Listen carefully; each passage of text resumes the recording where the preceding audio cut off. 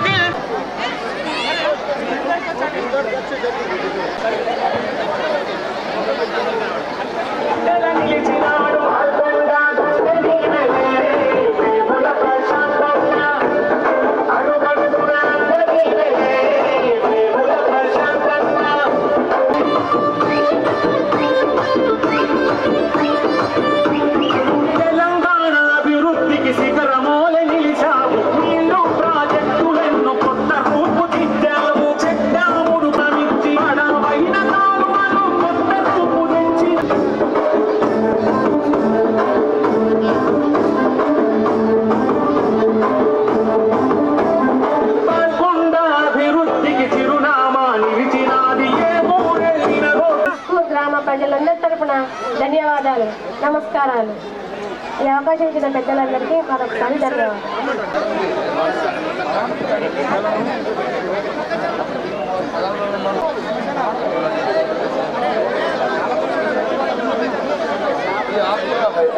ఈ సాల్వలు మళ్ళా జై తెలంగాణ.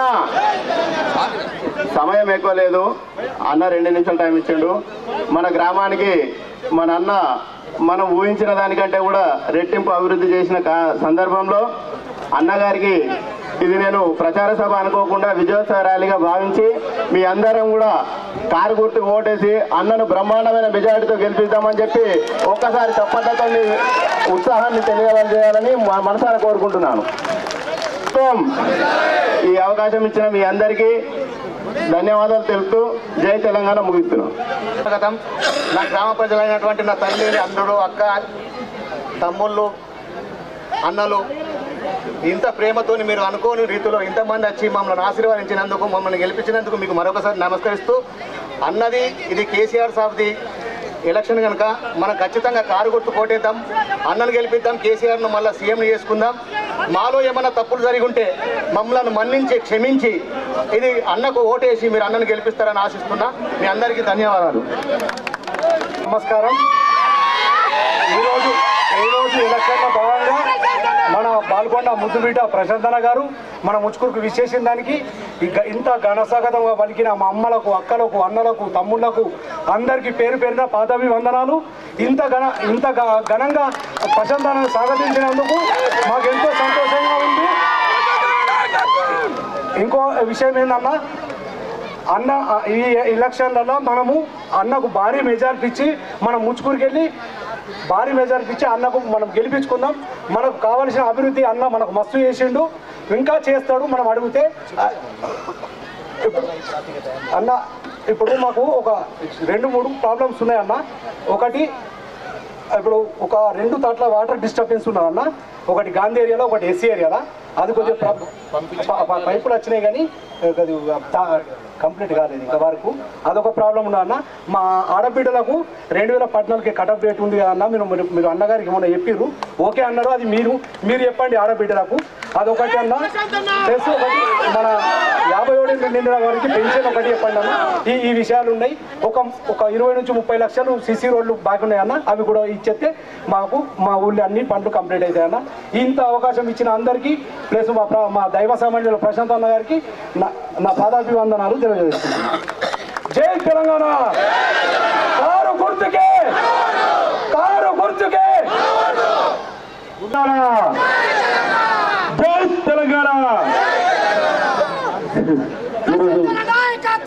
ఈ కార్యక్రమానికి వర్ధిల్లాలి అన్న. మా ముచ్చు గ్రామంలో 2 ముచ్చట్లు మాట్లాడతారు. మా జడ్పీ స్కూల్లో మా గ్రామంలో మంచి స్పోర్ట్స్లా, స్కేటింగ్లా, హాకీలా మొత్తం రాష్ట్ర స్థాయిలో ఫస్ట్ ప్రైజ్ కొట్టారు. అక్కడ మాకు దాదాపు ఒక బిగిన్నర ల్యాండ్ ఉంటుంది. పాత క్లాసు ముందు చెప్తున్నాము, స్టేట్లో ఉంటారు. తొమ్మిది ఒకటి మినీ స్టేడియం, ఒకటి గ్రౌండ్ మాకు కట్టాలన్న. పై దగ్గర ఒకటి రైతులకు ఒక గోదాం కావాలి మాకన్నా. ఆ గోదాం ఒకటి కట్టిస్తే మా రైతులు మంచి పంటలు పండించుకుంటారు. మీ దేవాలన చెరువుల మంచి నీళ్ళని 20,000 ప్యాకేజ్ వచ్చేసింది.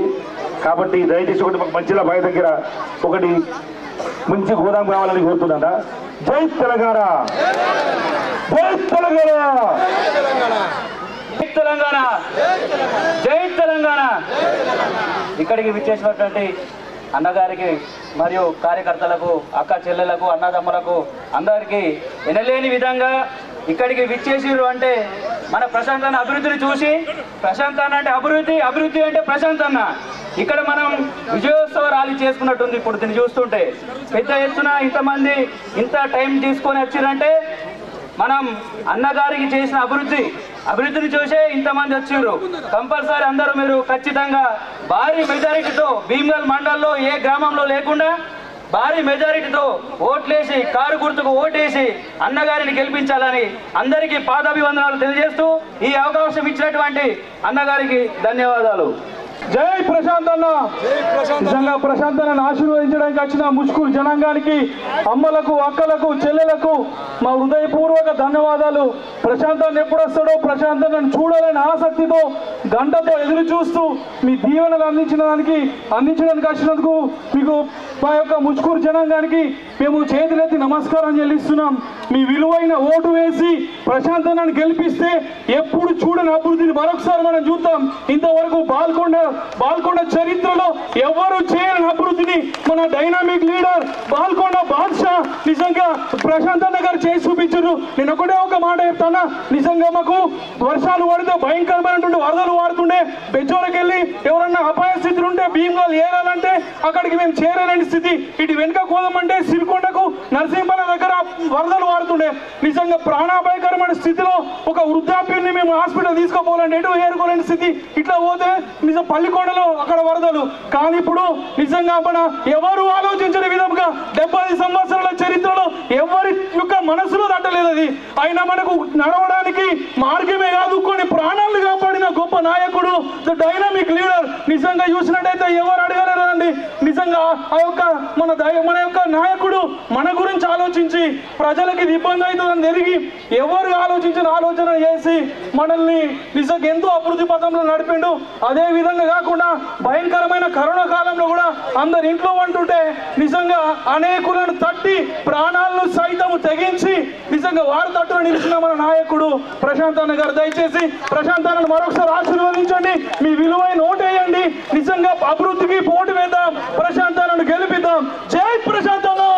అవసరం ఉన్నది 30 లక్షలు శాంక్షన్ చేయగారు అన్న. మీరు అనుకుంటే అవుతుంది, ఎలక్షన్ తర్వాత ఎన్ని ఇబ్బందులు ఉన్నా మీరు చేస్తారని అనుకుంటున్నా. మూడవది అన్న, ఇక్కడ మా నాయు బ్రాహ్మణ కావచ్చు, ఎస్సీ ముచ్కూరు గ్రామ సర్పంచ్ గారికి, ఎంపీటీసీ గారికి, గ్రామ పార్టీ అధ్యక్షులకు, సీనియర్ నాయకులకు, టీఆర్ఎస్ పార్టీ సీనియర్ నాయకులకు, వేదిక కింద ఉన్నటువంటి టీఆర్ఎస్ పార్టీ సీనియర్ నాయకులకు, అట్లాగే టీఆర్ఎస్ పార్టీ కార్యకర్తలందరికీ, ముచ్కూరు గ్రామానికి సంబంధించినటువంటి అన్ని కుల సంఘాల సభ్యులకు, ముచ్కూరు గ్రామ ప్రజలకు, ముచ్కూరు యువ కిషోరాలకు,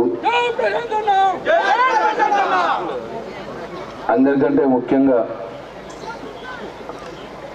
బోనాలు నెత్తి మీద పెట్టుకొని కిలోమీటర్కి పైగా నాతో పాటు నడిచి వచ్చినటువంటి నా ప్రతి ఒక్క అక్క, చెల్లెకి, తల్లికి, అందరికీ, వల పట్టినటువంటి నా గంగపుత్ర సోదరులకు, డబ్బు కొట్టినటువంటి నా మాదిగన్నలకు అందరూ కూడా పేరు పేరున హృదయపూర్వక నమస్కారాలు తెలియజేసుకుంటా ఉన్నా. నిజంగా కూడా నేను ఇవాళ మిమ్మల్ని అడుక్కోవడానికి వచ్చిన యాక్చువల్గా ఎలక్షన్లు వచ్చినాయి కాబట్టి మీ ఆశీర్వాదము, మీ దీవెనలు నాకు నిండుగా ఇవ్వండి, వచ్చే ఎన్నికల్లో నాకు ఓటేయండి అని అడగటానికి మేము ఇవాళ ముచ్కూరు గ్రామంలో మీ ముందు నిలబడ్డా అని చెప్పి నేను సవినయంగా మనం చేసుకుంటా ఉన్నా.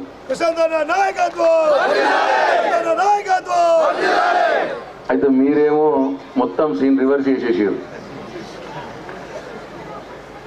నేను మిమ్మల్ని ఏదో అడుకోవడానికి వచ్చినట్లేదు. ఇది ఏదో నన్ను ఏదో ఊరేగింపు తీసి కథవాడి కార్ఖానవాడి నేనేదో చేసినట్టు ఇట్లా అయిపోయింది ఇదంతా కథ. మీ అందరి ప్రేమ, ఈ అభిమానం నా జీవితాంతం, నా 10 కాలాల పాటు నా గుండెల్లో ఉంటుంది అని చెప్పి మీ అందరికీ నేను మనం చెప్తాను. ఒక ఎన్నికల సభలో ఇంత ప్రేమ చూపించే సభ చాలా తక్కువ ఉంటాయి. అది నాకు దక్కిన గౌరవం, నాకు దక్కిన అదృష్టం అని చెప్పి మీ అందరికీ నేను మనవి చేస్తా ఉన్నా. డెఫినెట్గా ఆ భగవంతుడి దయ వల్ల, ముఖ్యమంత్రి గారి దయ వల్ల ఈ ముచ్కూరు గ్రామానికి ఒక 50 కోట్ల అభివృద్ధి సంక్షేమ కార్యక్రమాలు చేసుకోవడం జరిగింది ఈ 10 సంవత్సరాల కాలం.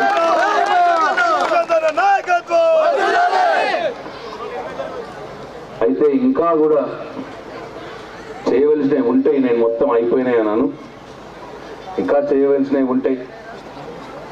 తప్పకుండా మీ ప్రేమ దీవెనలు ఆశీర్వాదం ఉంటే తప్పకుండా ఇప్పుడు గ్రామంలో మీరు అడిగినటువంటి ఆ గాంధీవాడ నీళ్ళ సమస్య నేను పర్సనల్గా నేను సిఈ తోటి మాట్లాడి సపరేట్ లైన్ చేసి చేయాలని చెప్పిన అయిపోయిందా? కట్టుకుంటే లక్ష 3 సార్లు మీరు డిస్టర్బ్ చేయకూడదు. ఎవరికైనా కావాల్సి ఉంటే ఎలక్షన్ల తర్వాత వాళ్ళు కూడా గృహలక్ష్మి అప్లై చేసుకోవచ్చు. అప్లై చేసిన వాళ్ళకందరికి ఇచ్చిన మీరు గమనించాలి దయచేసి. ఎవరైతే కావాలన్నారో అందరికి ఇచ్చిన. ఇంకా ఎవరైనా అప్లై చేసుకునే వాళ్ళు ఉంటే ఎలక్షన్ల తర్వాత వాళ్ళు కూడా అప్లై చేసుకొని వాళ్ళకు కూడా గృహలక్ష్మి ఇచ్చే ఏర్పాటు చేస్తా అని చెప్పి మీ అందరికీ మనవి చేస్తా ఉన్నా. ఇక ఈ 3 పనులు మీ ఉన్నాయి. ఇక మీ పాట అంతా అయిపోయింది, ఇప్పుడు నా పాట చెప్తాయి. కానీ పోతే ముచ్కూరు గ్రామంలో చాలా కార్యక్రమాలు చేసుకున్నాం. ఓటు ఎందుకు వేయాలా, ఎవరికి వేయాలా అనేది నేను చాలా ఊళ్ళలో చెప్తా ఉన్నా. కానీ ఇక్కడ నాకు అవసరం కనిపిస్తలేదు.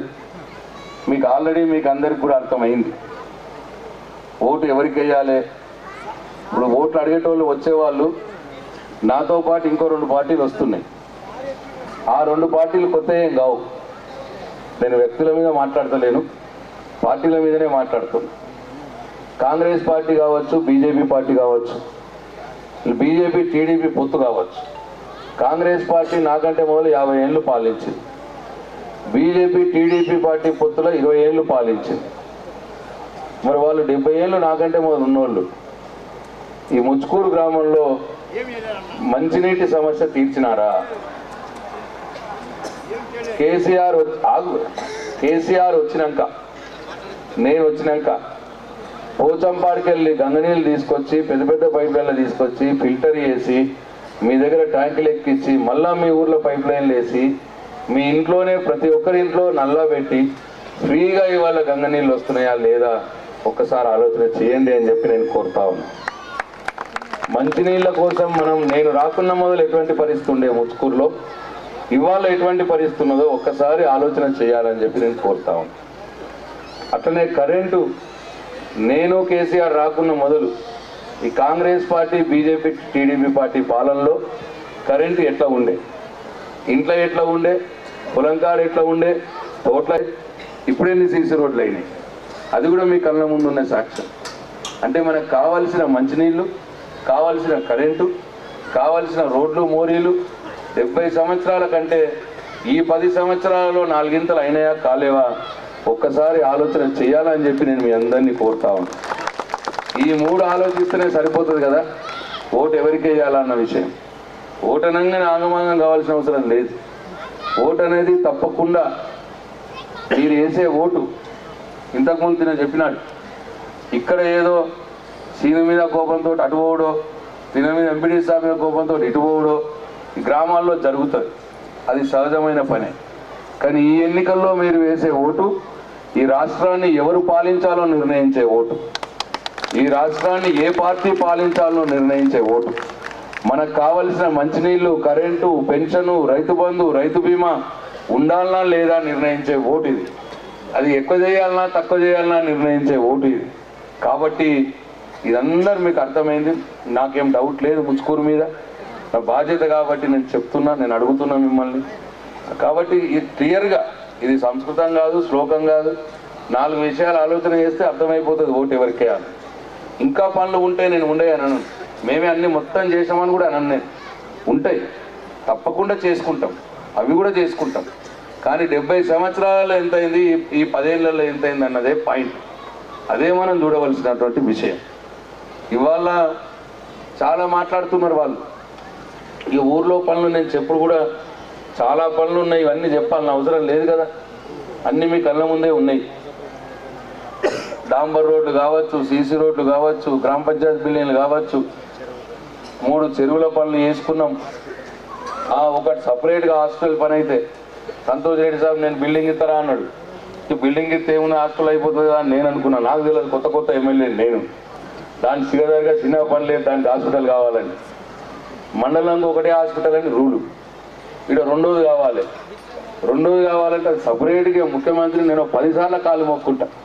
సార్ తన పాపం తన బిల్డింగ్ ఇస్తానన్నాడు పెద్ద మనిషి, మనం హాస్పిటల్ పెట్టాలా సార్ అంటే లాస్ట్కి ఆయన అన్నాడు నాతో, అరే బిల్డింగ్ ఏమున్నది ప్రధాన తక్కువనే అవుతుంది బిల్డింగ్కి, హాస్పిటల్ పెట్టుకుంటే డాక్టర్లు కావాలి, నర్సులు కావాలి, జీతాలు కావాలి, ఇవన్నీ కథలు ఉంటాయి, అందుకే మండలంకి ఒకటే ఇస్తాము వేరేది ఇయ్యము అంటే అట్లా చేసి ఇట్లా చేసి దాన్ని ఒప్పించి చేసి అది కూడా ఒక పని చేసుకున్నాం. మన దగ్గర మీకు చెక్ డ్యామ్లు కావాలంటే చెక్ డ్యామ్లు కట్టుకున్నాం, మీకు డాంబర్ రోడ్లు కావాలంటే డాంబర్ రోడ్లు వేసుకున్నాం. ఇట్లా అన్ని రకాల కార్యక్రమాలు ఇవాళ మనం అసాధారణమైన కార్యక్రమాలు కూడా చేసుకున్నాం. బ్రిడ్జులు కట్టుకున్నాం, కల్వర్ట్లు కట్టుకున్నాం, అట్లా చాలా మటుకు చేసుకున్నాం. ఇవాళ మీ ఈ గ్రామంలో ముచ్కూరు గ్రామంలో ఎన్ని కుల సంఘాల భవనాలు అడిగితే అన్ని కుల సంఘాల భవనాలు ఇచ్చుకున్నాం. నన్ను అడిగిన ప్రతి ఒక్కళ్ళకి ఇచ్చినాం. ఇంకా అడగని వాళ్ళు ఉంటే మళ్ళీ అడుగుర్రి, వాళ్ళకు కూడా ఇస్తా అని చెప్పి మీ అందరికీ మనం చేస్తూ ఉన్నాం. అట్లా 76 లక్షల రూపాయలతో కుల సంఘాల భవనం ఇచ్చినాం. మహిళా భవనం ఇచ్చినాం, 81 లక్షలు అయింది. అట్లనే చర్చిలకు 12 లక్షలు ఇచ్చినాం. అట్లనే ఇక్కడ ముస్లిమ్స్కి ఇవ్వలేదా? వాళ్ళకు మనం బాగున్నది అదే అని అడిగేది. ఇస్తా, అప్పుడు నేను మాట ఇస్తా. నేను లాస్ట్ దాకా కూడా ట్రై చేశాను కానీ కాలేదు. అది నాకు అది ఎందుకో మిస్ అయింది. నేను అన్ని ఊళ్ళల్లో ఇచ్చిన, ఎందుకో మిస్ అయింది. ఫస్ట్ రాగానే మీకు ముస్లింలకే మీకు ఇచ్చుడే నా పని, ఏం బాధ లేదు. అట్లనే ఇట్లా అన్నీ మీరు అడిగినవన్నీ కూడా ఆ భగవంతుడి దయతోటి, కేసీఆర్ దయతోటి ముచ్కూరు గ్రామంలో చేసినా అని చెప్పి మీకు నేను సవినయంగా మనవి చేసుకుంటా ఉన్నా. ఇక ఇప్పుడు మీ దయతో మళ్ళీ నేను కేసీఆర్ గెలుస్తే గెలుస్తామంటారా? గెలుస్తామే.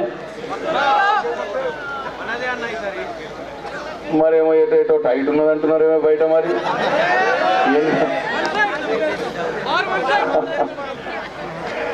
గెలుస్తామమ్మా, గెలుస్తామంటే చేయలేవు గురుజారు. ఒకసారి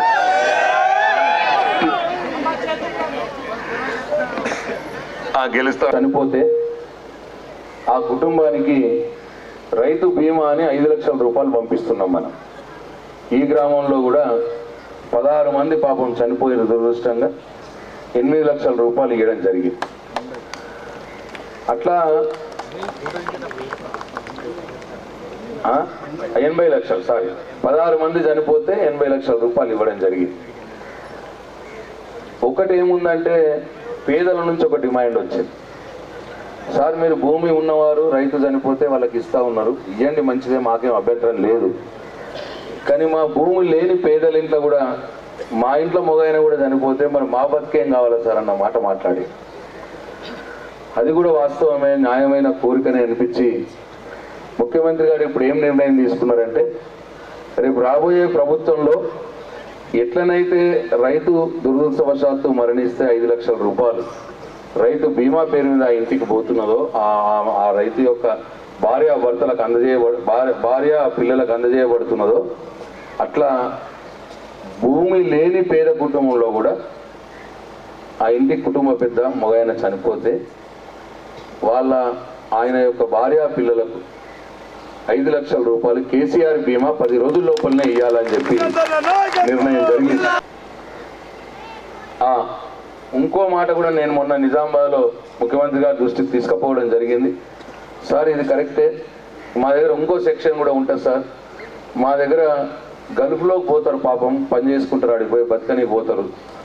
అక్కడ సపోజ్ జరగరాని ఏమన్నా జరగకూడదు, అక్కడ పని చేయడానికి పోయిన వాళ్ళకి అక్కడ ఏమన్నా జరిగితే మరి వాళ్ళ కుటుంబం ఎట్లా సార్ అన్ననే. అరే ఇది బాగానే మంచి పని చెప్పినావు ప్రశాంత్ నాకు, నువ్వు లేదు ఇది కూడా చేద్దాం, వాళ్ళని కూడా కవర్ చేద్దాం ఇన్సూరెన్స్ స్కీమ్లో అన్నారు. వాళ్ళు కూడా గల్ఫ్లో దురదృష్టవశాత్తు చనిపోతే ఆయన భార్యా పిల్లలకు కూడా ఇక్కడ 5 లక్షల రూపాయలు ఇక్కడ ఇవ్వబడుతుంది అని చెప్పి నేను మనవి చేస్తా ఉన్నా. ఇట్లా ఇది మొదటిది. ఇక రెండోది వచ్చి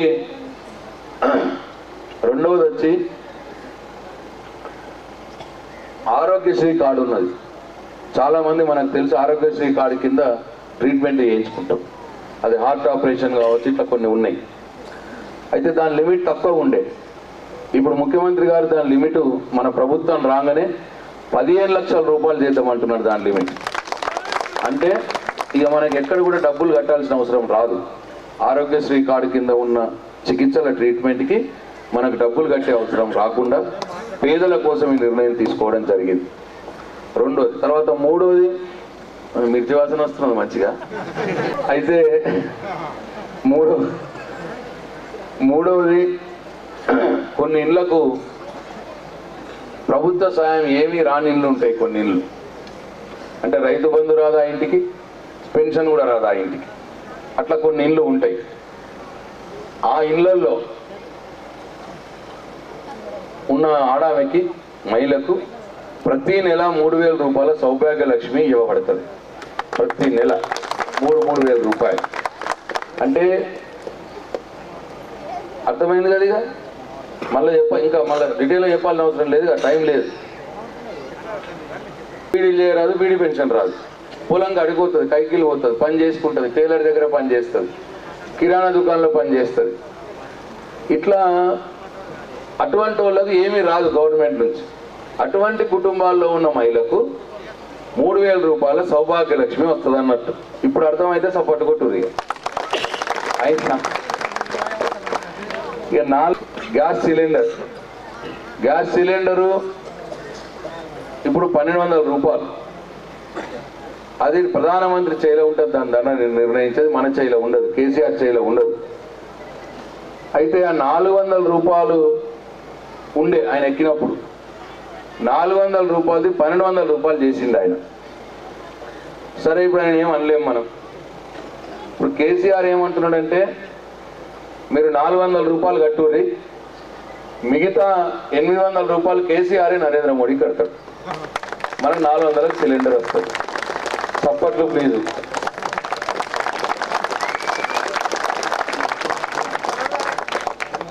మొగోళ్ళు కూడా అంటే మీరు పైసలు ఇస్తున్నారు, వాళ్ళు పైసలు ఇస్తున్నారు. 5వది, మనం కంట్రోల్ బియ్యం తెచ్చుకుంటాం. కంట్రోల్ బియ్యం ఏమి ఇస్తున్నారు? దొడ్డు బియ్యం ఇస్తున్నారు, అంతే కదా.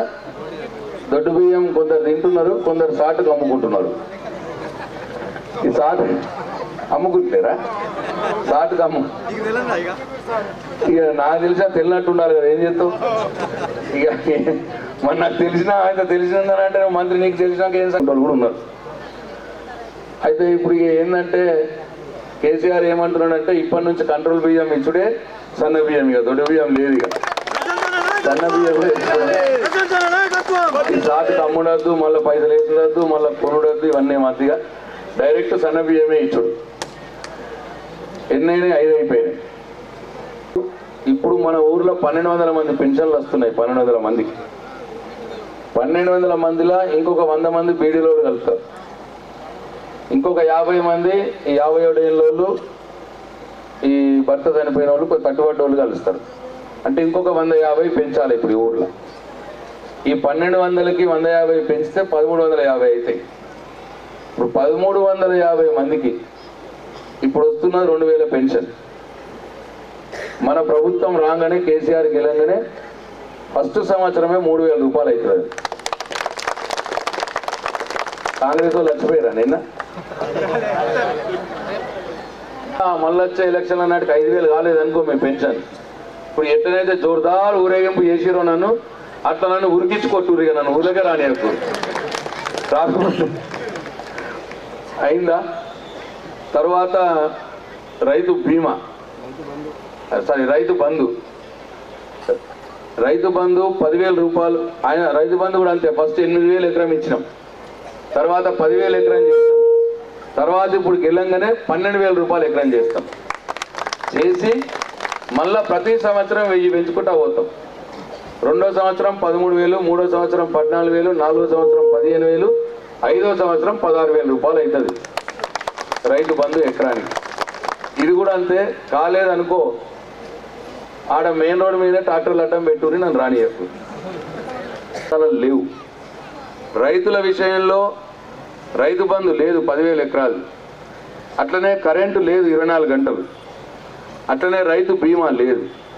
100% ధాన్యం కొంటున్నాడు కేసీఆర్ గవర్నమెంట్, ఆడ 25% కంటే ఎక్కువ కొనరు ఏడ. మీరు అర్థం చేసుకున్నారు, మీ చుట్టాలకు కూడా చెప్పురు దయచేసి. ఇక ప్రశాంత్ రెడ్డికి ఇట్లా అనిపోయిన మా ఊరికి వచ్చారు, మీ చుట్టాలకు చెప్పురు, మీ ఫ్రెండ్స్కి చెప్పురు దయచేసి. ఇది అవసరం. మీరు ఎంత మెజారిటీతో నన్ను గెలిపిస్తే నేనంత పెద్దగా ఉంటా. నేను ఎంత పెద్దగా ఉంటే మన ముచ్చుకూరు పాల్గొండ కూడా అంత పెద్దగా అవుతుంది. దయచేసి అందరూ కూడా